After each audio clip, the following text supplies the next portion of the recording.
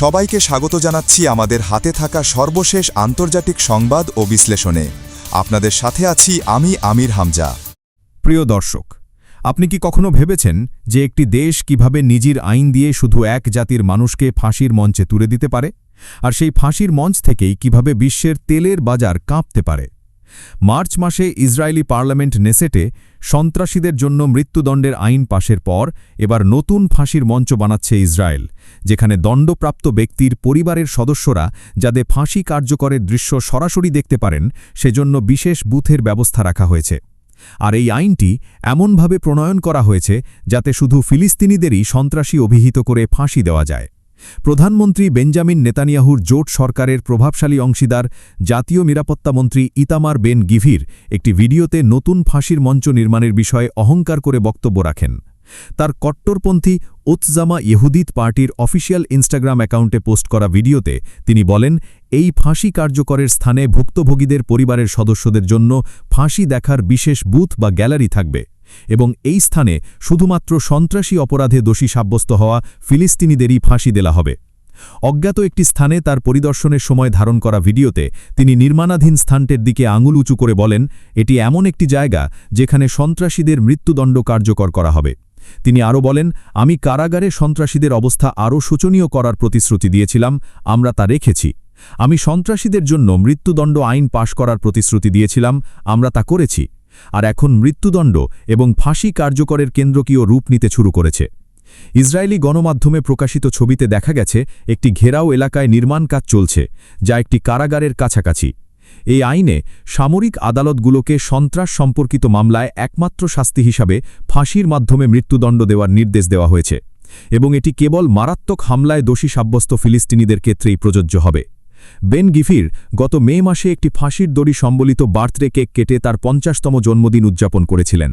তিনি উত্তরপন্থী এবং চরম ইহুদি জাতীয়তাবাদী মতাদর্শের অনুসারী। আরব বিরোধী ও ফিলিস্তিনি বিরোধী কঠোর অবস্থানের জন্যও তিনি পরিচিত।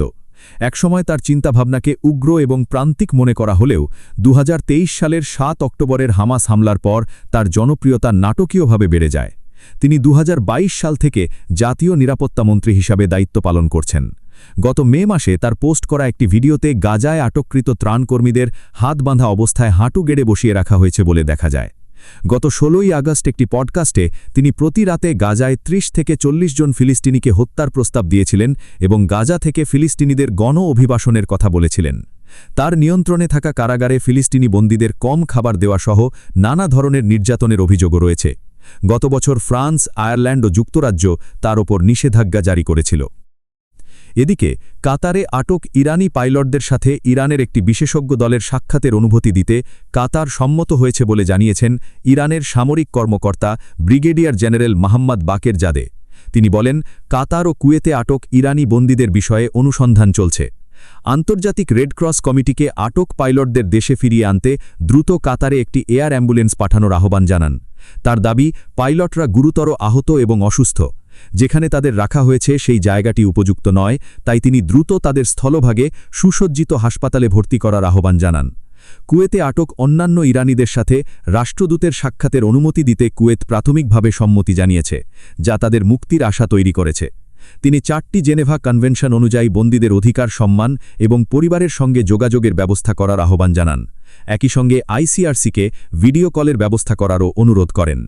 এর আগে ইরান দাবি করেছিল, গত ২ মার্চ কাতারে মার্কিন পরিচালিত আল উদেইদ বিমানঘাঁটিতে অভিযানের পর নিখোঁজ ৩ ইরানি পাইলটকে কাতারি বাহিনী জীবিত অবস্থায় আটক করেছে।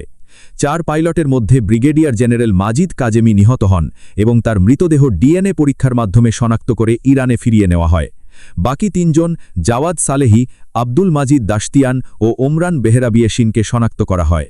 কূটনৈতিক প্রচেষ্টা সত্ত্বেও তেহরান তাদের সাথে দেখা করতে বা যোগাযোগ স্থাপন করতে পারেনি।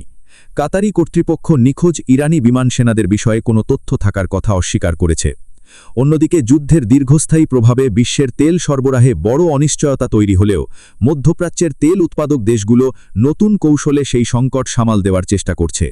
মার্কিন সামরিক সহায়তায় সৌদি আরব, কুয়েত, কাতার এবং যুক্তরাজ্য সমেত তেল কোম্পানিগুলো এখন জাহাজের অবস্থান শনাক্তকারী ট্রান্সপন্ডার বন্ধ করে রাতের আধারে মার্কিন সামরিক পাহারায় হরমুজ প্রণালী পার করে তেল সরিয়ে নিচ্ছে।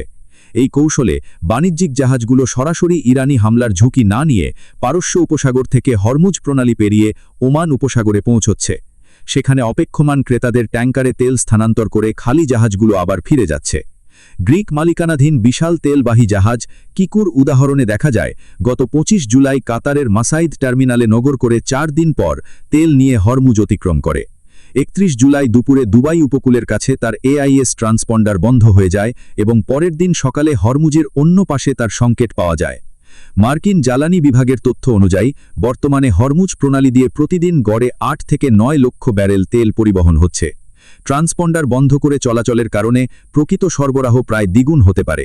ওমান উপসাগরে দুদিনে 1 ডজনের বেশি জাহাজ থেকে তেল স্থানান্তর হয়েছে, যা পরে চীন, তাইওয়ান, দক্ষিণ কোরিয়া, ফিলিপাইন, ভিয়েতনাম ও থাইল্যান্ডের দিকে যায়।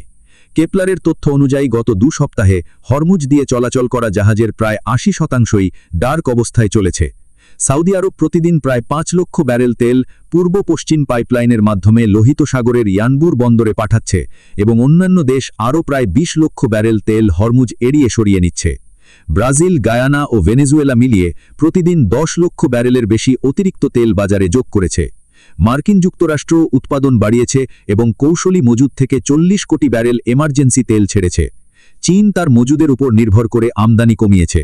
তেলের দাম বাড়ায় চাহিদাও কমেছে। যুদ্ধের কারণে বিশ্বের মোট তেল সরবরাহের প্রায় 1/5 গত 6 মাস ধরে বাধাগ্রস্ত হলেও অপর পথ, জরুরি মজুদ, বাড়তি উৎপাদন ও ডার্ক ট্রানজিটের মাধ্যমে বাজার এখনও পুরোপুরি ভেঙে পড়েনি। তবে মজুদ সর্বোচ্চ প্রায় 190 কোটি ব্যারেল পর্যন্ত কমে গেছে।